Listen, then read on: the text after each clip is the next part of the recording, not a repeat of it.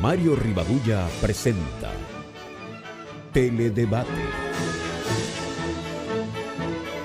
con Ramón Reyes y Alex Jiménez. Informativo, orientador, veraz. Muy buenas noches, sean todos bienvenidos a Teledebate en Noticias 16, llegando a todo el país a través de este canal y de los canales 16 de Tricón, 17 de Wintelecom, 18 de Claro y una amplia red de telecables a nivel nacional. Hoy es martes 16 de mayo del año 2017. La frase de este día: no es posible la paz sin una distribución más equitativa de la riqueza. Páginas de la historia, figura de múltiples facetas. Máximo Avilés Flonda fue abogado, profesor universitario, poeta y dramaturgo. Nacido el 16 de mayo de 1931 en Santo Domingo, además de impartir docencia en la universidad primada, fue director del Teatro Experimental Universitario de Extensión Cultural y del Departamento de Relaciones Públicas e Internacionales. Se desempeñó como director general de la Escuela de Bellas Artes y también de la Dirección General de Cultura. En 2 ocasiones fue galardonado con el Premio Nacional de Poesía. En 1978, por sus meritorios servicios literarios, educativos y al país, el gobierno dominicano lo condecoró con la Orden de Duarte Sánchez y Mella en el grado de Gran Cruz, placa de plata. Falleció en la ciudad capital el 19 de enero de 1988, a la edad de 53 años. Y en 1920, Juana de Arco fue elevada a la categoría de santa por el Papa Benedicto XV.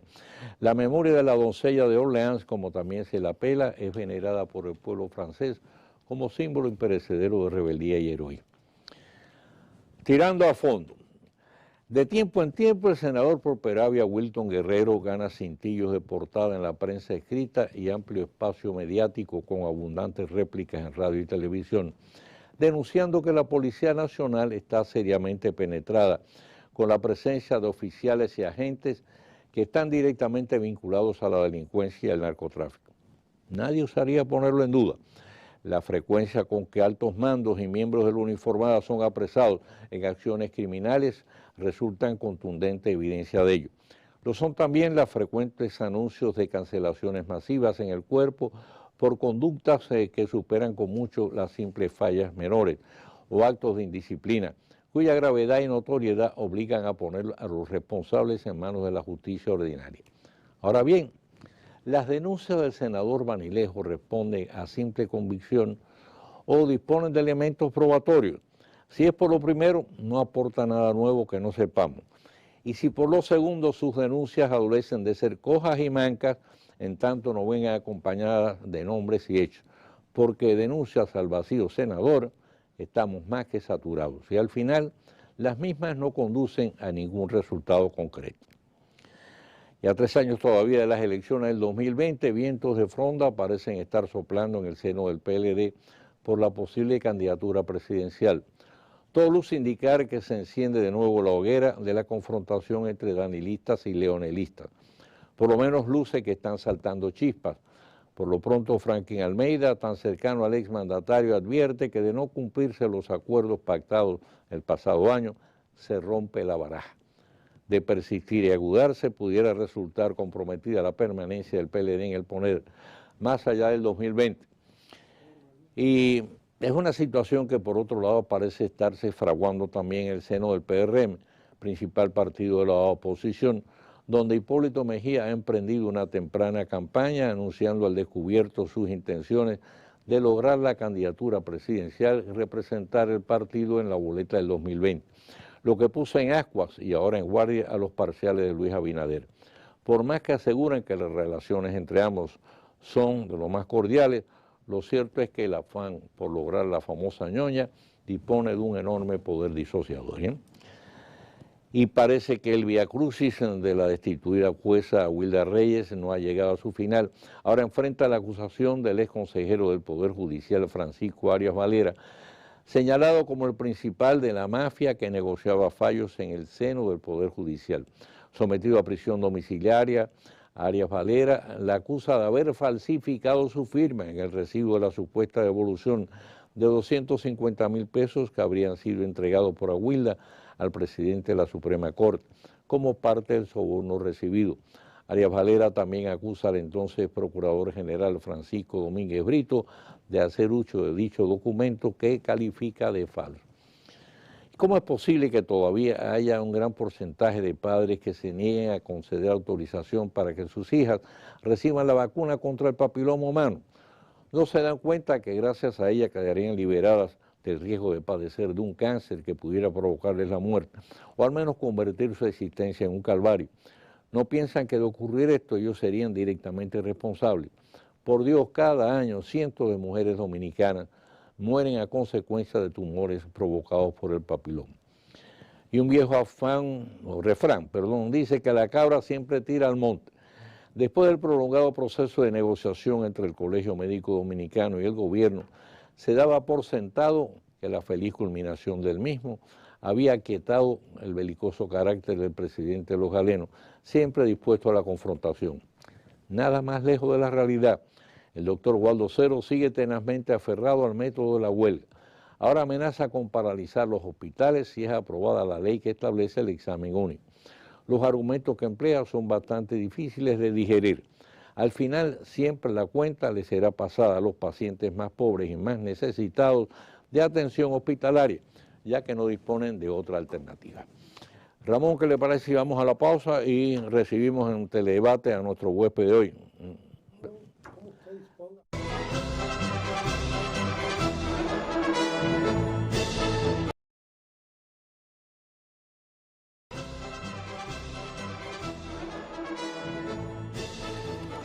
Bien, pues hoy estamos buscando respuesta con alguien que ya casi no necesita presentación, porque ya Esteban es casi parte del programa este, ¿no? Sí. Tenemos con nosotros Esteban Delgado, el destacado y joven economista, que nos acompaña una vez más en Teledebate y esperamos que produce en buen estado de salud, así que me imagino que podemos tener aquí por mucho tiempo. Sí, Esteban, sí. Bienvenido. Esteban, sobre temas económicos, sobre todo esta semana pasada, varios economistas, 5 economistas conocidos, participaron en el almuerzo semanal del Grupo Corripio. Hicieron una serie de planteamientos. Básicamente hay dos temas de suma importancia. Uno es el endeudamiento, que es un tema que da muchas vueltas. O sea, hay quienes sostienen que ya hemos llegado a un momento de alerta roja en el nivel de endeudamiento. Que quisiera saber en ese sentido cuál es tu criterio, porque aquí estuvo el Fondo Monetario Internacional, la última misión que estuvo aquí, y aunque hizo pues una serie de consideraciones favorables a la marcha de la economía, sin embargo, deslizó esa observación que a su juicio había que frenar ya el endeudamiento. Sin embargo, hay algunas agencias de estas internacionales de calificación de riesgo que al parecer pues no tiene no ha manifestado por lo menos esa preocupación. ¿Cuál es tu criterio en ese sentido? Estoy de acuerdo con los organismos internacionales que hacen referencia al alto nivel de endeudamiento en la República Dominicana. Nosotros tenemos una situación interesante y es la que se refiere al hecho de que en el ámbito internacional, cuando se habla de endeudamiento y se hace su comparación con el Producto Interno Bruto de cada país, lo que se establece es que el tope máximo ideal o aceptable sería que la deuda llegue a un 40% del Producto Interno Bruto, como mucho. O sea, si estás en un 40 o cerca de un 40%, ya estás en un límite muy alto y deberías entonces tener una posición moderada. El caso de nosotros es de un 50%. Nosotros ya tenemos un 50% de deuda pública consolidada cuando agregamos la deuda del sector financiero, que en este caso es la deuda del Banco Central. El Banco Central, entonces sí, agregamos la del Banco. Esa es la que llaman el Banco Central. Sí, bueno, rondamos el 50, que no es más porque nosotros tenemos un Producto Interno Bruto que crece de manera acelerada. Cuando uno analiza el crecimiento de nuestro producto. Esa es la que le llaman la deuda cuasi fiscal del Banco Central. El déficit cuasi fiscal del Banco Central no es su deuda. Esos son los intereses que el Banco Central paga por su nivel de endeudamiento. El nivel de endeudamiento son los certificados y ya el Banco Central tiene certificados emitidos en deuda que superan los 480.000 millones de pesos. Wow. Y eso se te ubica en términos de millones de dólares en alrededor de 10.000 millones de dólares o lo que se puede definir como un 12% tal vez del Producto Interno Bruto, que si uno se lo agrega al 37, 38% del Producto Interno Bruto que tiene la deuda del sector público no financiero, que es la deuda interna y externa del gobierno, entonces ya tenemos ahí un 50% que, como dice Reyes, no es mayor porque nosotros tenemos un Producto Interno Bruto que crece a ritmo de 6-7% anual, y entonces, por lo general, entonces siempre se va manteniendo más o menos. Uno va persiguiendo al otro. Sí, uno va persiguiendo al otro, pero como quiera es un nivel muy alto. Fíjese un asunto, si uno hace un ejercicio sin ánimo de politizar el nivel de endeudamiento de la República Dominicana, principalmente la deuda del sector público no financiero. Recordemos que en el primer periodo de Leonel Fernández, la deuda se mantuvo prácticamente igual porque tenía un Congreso en contra y el Congreso no le aprobaba financiamiento. Por lo tanto, en lugar de aumentar la deuda, lo que hizo fue que bajó alrededor de 3.600 millones de dólares a como 3.300 millones de dólares entre el 96 y el 2000. Del 2000 al 2004, la deuda se duplicó, llegó a 7.000 millones de dólares más o menos, porque ustedes saben que hubo una crisis financiera que obligó al gobierno de Hipólito Mejía a endeudar muchísimo más al país. Por lo tanto, se hablaba de duplicar la deuda, de que se duplicó la deuda pública del sector público no financiero en apenas 4 años. Pero en los 8 años del gobierno de don Leonel Fernández, de 2004 a 2008 y de 2008 a 2012, esa deuda pasó de 7.000 millones a 19.000 millones. Por lo tanto, no solo se duplicó, sino que más que se duplicó, pues aumentó en alrededor de 12.000 millones de dólares en apenas 8 años. Quiere decir un promedio de 6.000 millones de dólares por periodo gubernamental. En el gobierno de Danilo Medina, a pesar de que ha sido, o no a pesar, sino que aún siendo un gobierno que se califica como de gran estabilidad macroeconómica y de control financiero o de control en cuanto a el incremento del déficit, que no es tan real eso cuando uno saca los numeritos, la deuda del sector público no financiero ha pasado de 19.000 millones de dólares, que era como estaba, a alrededor de 27.000 millones de dólares. Es decir, que el gobierno en 4 años apenas la deuda ha crecido en más de 7.000 millones de dólares. Si analizáramos los periodos gubernamentales, entonces tendríamos que llegar a la lamentable conclusión de que en el periodo de gobierno de Danilo Medina es cuando ha aumentado con mayor aceleración la deuda pública. Y eso es algo que imagino que el propio gobierno del presidente Medina ha observado y sabe que debe en algún momento tratar de detener esa aceleración. Pues entonces tenemos un crecimiento de un Producto Interno Bruto, un crecimiento económico y una estabilidad en cuanto a las finanzas gubernamentales que se sustenta no en una mejora en sus recaudaciones internas, sino en un mayor nivel de endeudamiento, lo cual se torna insostenible. La preocupación de los economistas cuando hablan de eso, entonces es bastante adecuada y se adapta a lo que en realidad está ocurriendo. El gobierno tiene que buscar la manera de detener el endeudamiento. Ahora, ¿cómo detenerlo? Una de las formas es reduciendo el gasto público.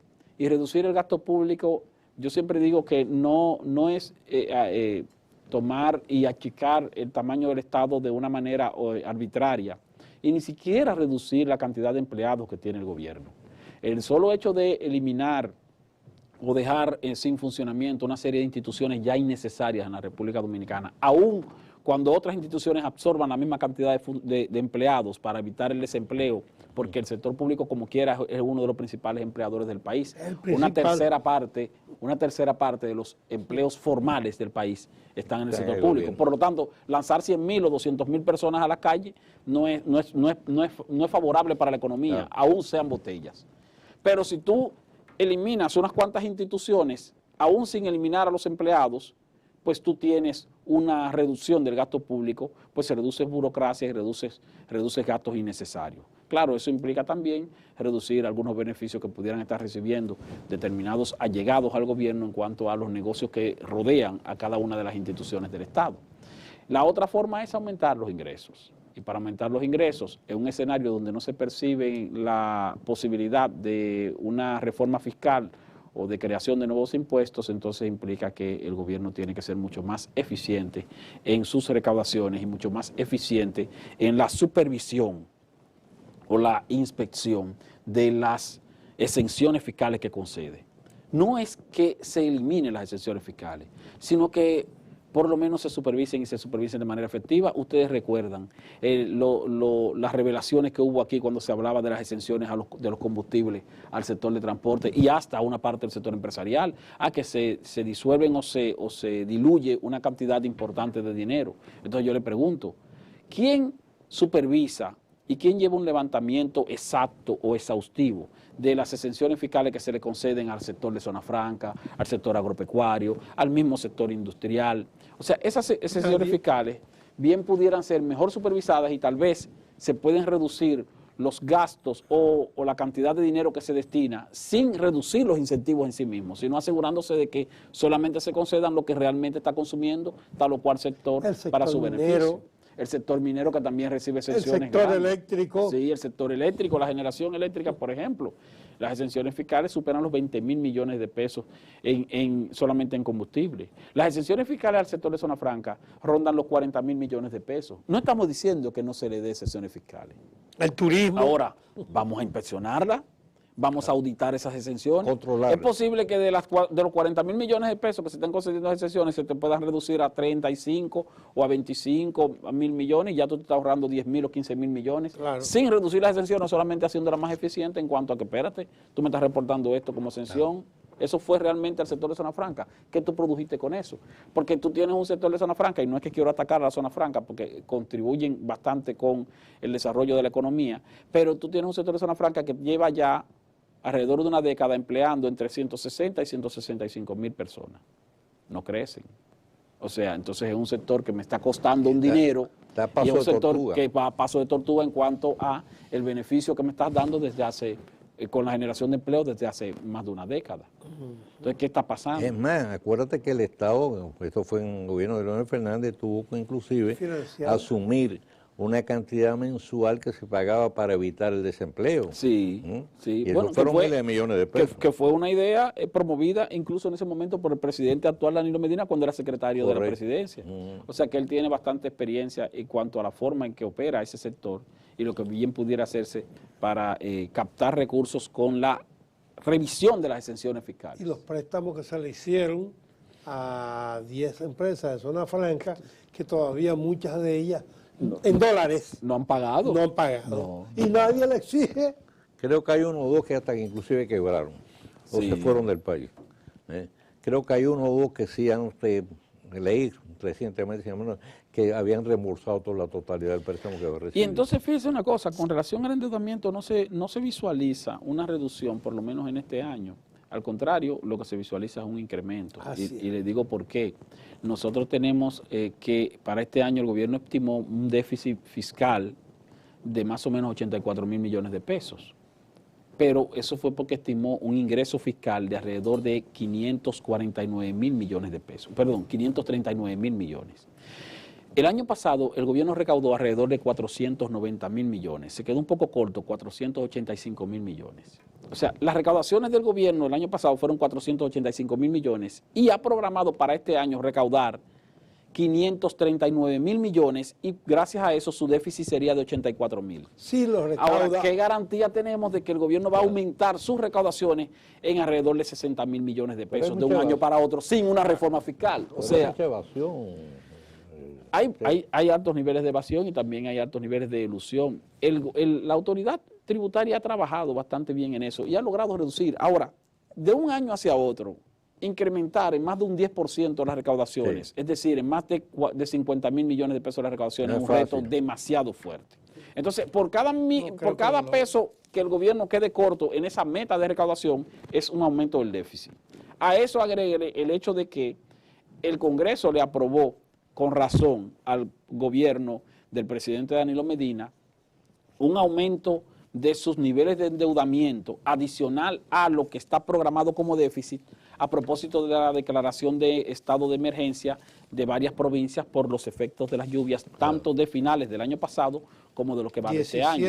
Entonces eso implica que el gobierno tiene la posibilidad de aumentar su tope de deuda sin la necesidad de requerir del Congreso una autorización para variar el nivel de déficit. Por lo tanto, el déficit va a terminar por encima de los 86 mil millones de pesos. Y fue una cantidad eso implica, el hecho de que haya mayor nivel de déficit implica entonces que va a haber mayor nivel de endeudamiento de lo programado originalmente. Si mal no recuerdo, creo que el estimado de las lluvias intensas, que a finales casi del pasado año, los daños superaron los 20 mil millones de pesos. Sí, y eso hay que sumarlo de las lluvias de este año. Ahora hay que sumarlo de las lluvias de este año, que solamente en infraestructura se hablaba de alrededor de 6 mil millones de pesos, más los efectos que te provocan en otras áreas sociales, tanto de vivienda como también del sector agropecuario, de alimentación.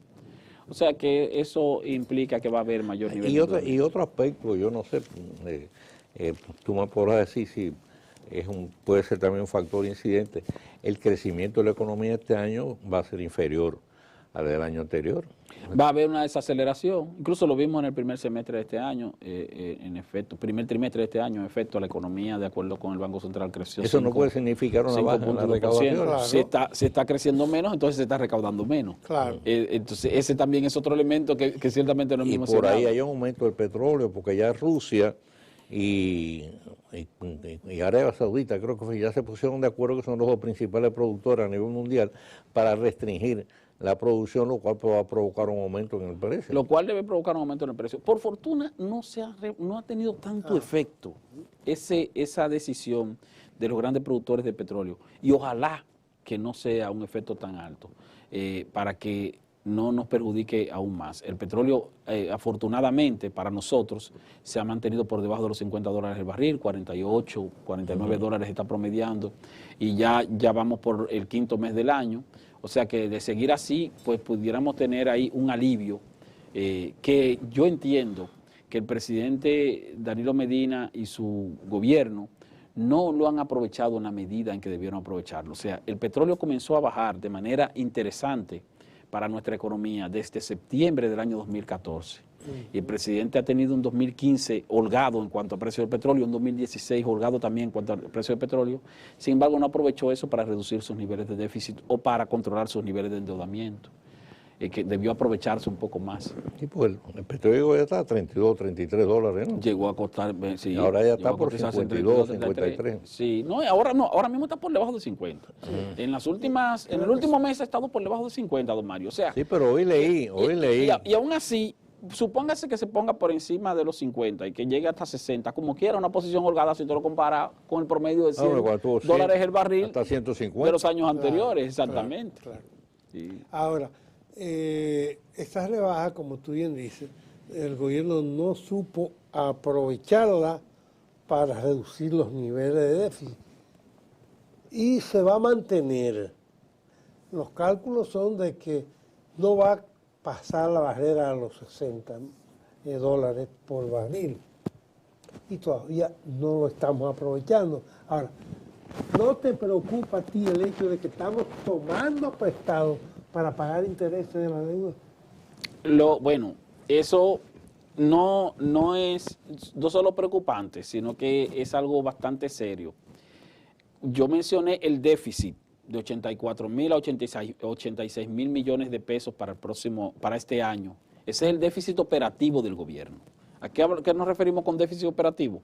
Diferencia entre ingresos y gastos. Voy a gastar 86 mil millones de pesos más y ese es mi déficit operativo. Ahora, hay otro nivel de endeudamiento, que es el nivel de endeudamiento que se toma prestado, adicional a esos 86 mil millones, para pagar intereses y deudas vencidas de cada año. En este caso va a ser alrededor de 86 mil millones también.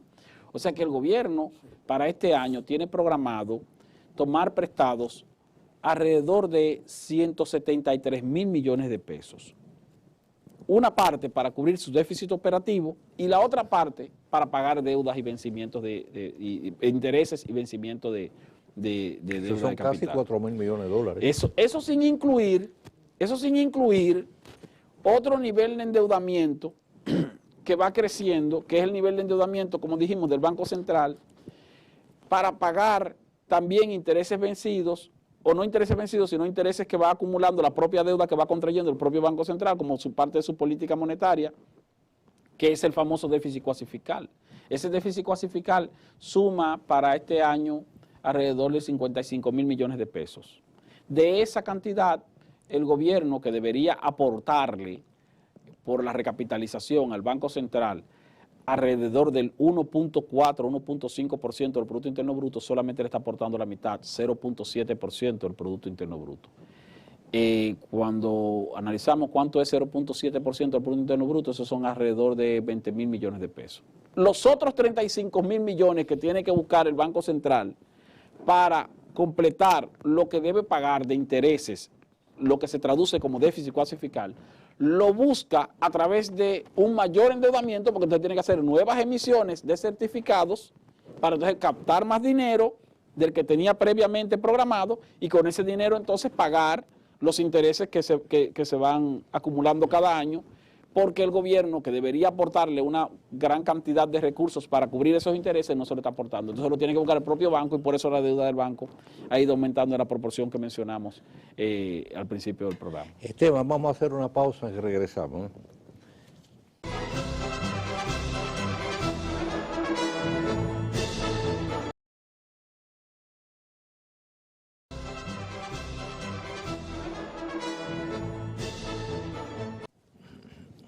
Bien, pues volvemos con Esteban Delgado, así que seguimos buscando respuestas con usted es el hombre de la economía. En la medida de lo posible. Cuenta, ven acá, estábamos hablando, hace mucho tiempo que se viene hablando del pacto fiscal. Mucha gente cuando hablan del pacto fiscal piensa en una mala palabra, dice me van a aumentar los impuestos. Realmente, ¿en qué tú crees que pudiera consistir o cuál es la idea que consistir en el pacto fiscal? Porque en distintas ocasiones, primero lo dijo el presidente Danilo Medina hace unos meses, y en estos días se lo repitió el ministro de Hacienda. Dijo, no va a haber aumento de impuestos. Entonces, ¿en qué consistiría el bendito pacto fiscal? Bien, no va a haber aumento de impuestos, no. El gobierno se cuida mucho de decir que no va a haber nuevos impuestos. Y es verdad. Incluso antes de la reforma fiscal de la ley 253-12, que fue la reforma fiscal pequeña que hizo Danilo Medina a su llegada al poder a finales de 2012, él había prometido en campaña que él no iba a crear nuevos impuestos y efectivamente cumplió, no creó nuevos impuestos. Una cosa es tú no crear nuevos impuestos y otra cosa es tú no ajustar impuestos ya existentes para aumentar tus recaudaciones. Entonces, cuando usted me dice a mí, yo no voy a crear nuevos impuestos, pero voy a aumentar el ITEVI de 16 a 18, es verdad, no creo nuevos impuestos porque ese impuesto existe, pero aumentó. Yo no voy a crear nuevos impuestos, pero voy a ampliar la base imponible del ITEVIS para aplicárselo al aceite comestible, para aplicárselo al azúcar, para aplicárselo al café y al cacao. No creo un nuevo impuesto, pero amplié la base y por lo tanto entonces estoy aplicando el impuesto a productos que antes no tenían impuestos. Cuando uno se fija en las revisiones últimas que nos ha hecho el Fondo Monetario Internacional a propósito de las revisiones trimestrales que hace por el artículo 4, el Fondo Monetario habla de que aquí es necesaria una nueva reforma para que el gobierno recaude impuestos y hace referencia a 2 puntos. Para que recaude más dinero y hace referencia a 2 puntos. A ampliar y aumentar las tasas y base imponible de impuestos ya existentes y a eliminar exenciones fiscales. O sea, esas son los dos focos donde el gobierno tendría alternativa para mejorar sus recaudaciones con relación... Perdóname, entonces no mencionas nada de la evasión. Bueno, sí, pero tú tienes... Porque mira, el problema que hay, Esteban, es el siguiente. Lo que pasa es que la reducción de la evasión es difícil, don Mario. Sí, yo sé, pero con los altos niveles de evasión que hay en el país, que lo admiten las propias autoridades, ¿qué pasa? Cuando tú reajustas los impuestos o cuando tú los aumentas, lo que estás enmendando la carga sobre los que pagan. Sí, y ampliando la exoneración de los que no pagan. Lo cual es una barbaridad. Exacto. Sí. Entonces los que pagan y los que están formales son los que están registrados. Y como son los que están registrados, son los que Impuestos Internos sale a buscar, sale a supervisar, sale a fiscalizar. Porque es lo fácil. Entonces los que no están registrados, que no existen, entonces no están en la base de datos de Impuestos Internos, entonces nadie sale a fiscalizarlos o a cobrarlos. Es lo mismo que la energía eléctrica. Ellos no salen a buscar a los malas pagas, sino que le dicen al Estado, mira, que es el que está registrado como pagando. Entonces, es más fácil ir a cobrarle al que está registrado que ir a buscar a uno que no está pagando y no está registrado. Con un solo cheque ellos resuelven 400, 500 usuarios. Ahora, esa es la parte difícil. Y esa es la parte que necesita de mayor eficiencia de parte de las autoridades tributarias. Y esa mayor eficiencia se logra también con mayores inversiones y sobre todo también con una simplificación de nuestro sistema tributario. Y a eso hace referencia también el Fondo Monetario Internacional. El sistema tributario dominicano es muy complejo.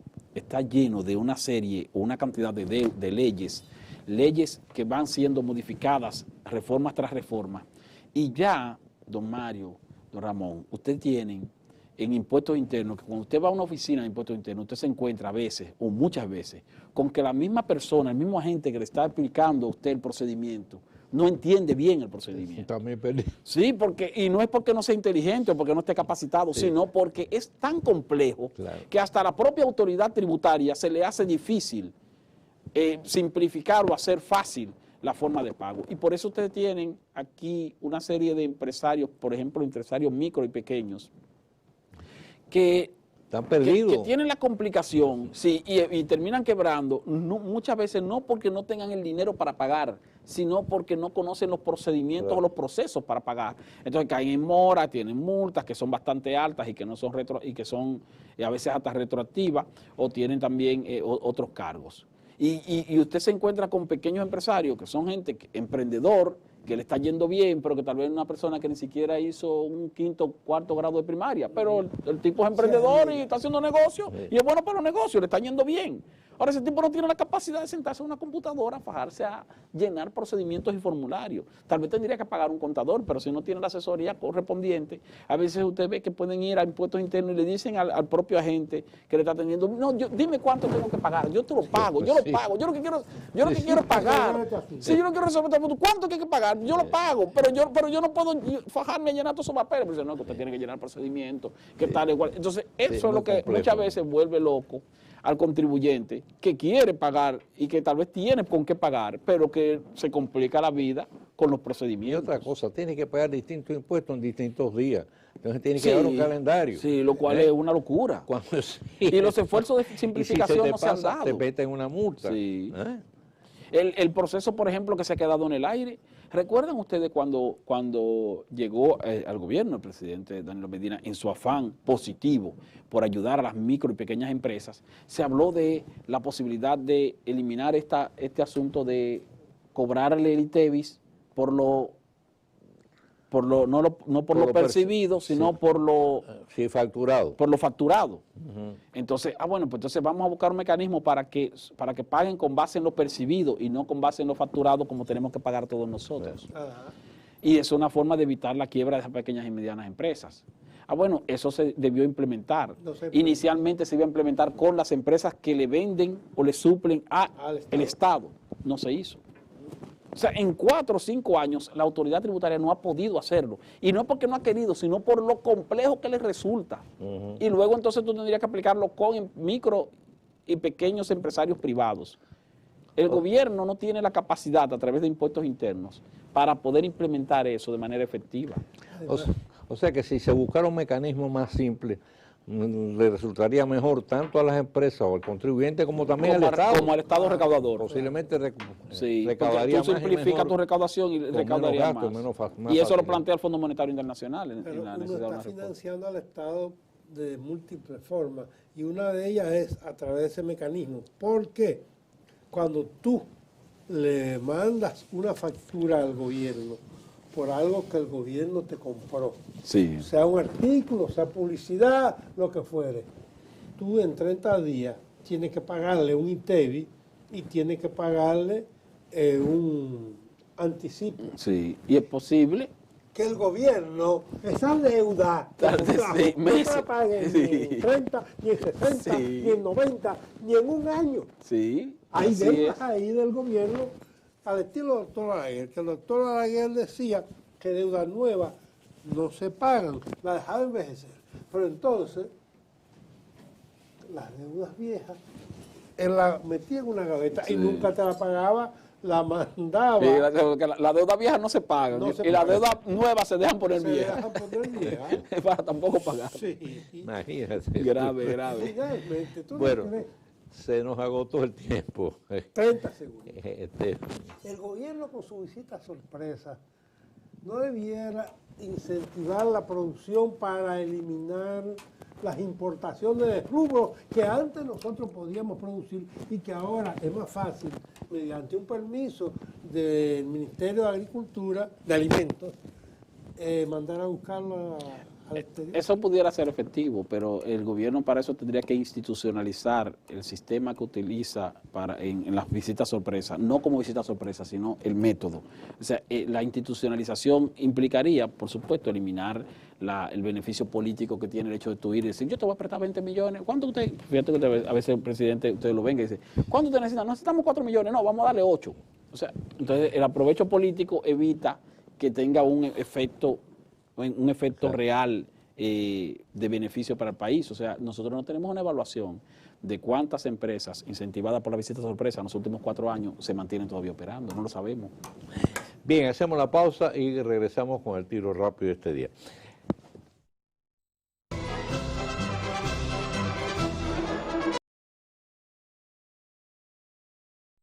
De prensa ofrecida en la sede local de las Naciones Unidas, la relatora especial del organismo sobre explotación sexual infantil advirtió sobre la gravedad que reviste esta problemática en el país. La señora Mao Debord Buquechio participó durante 8 días en un trabajo de investigación y evaluación de las condiciones de vida que confrontan numerosos menores de edad que son víctimas de abuso y explotación sexual. De manera especial se refirió al sector turístico, donde se registra la mayor presencia de este tipo de situaciones.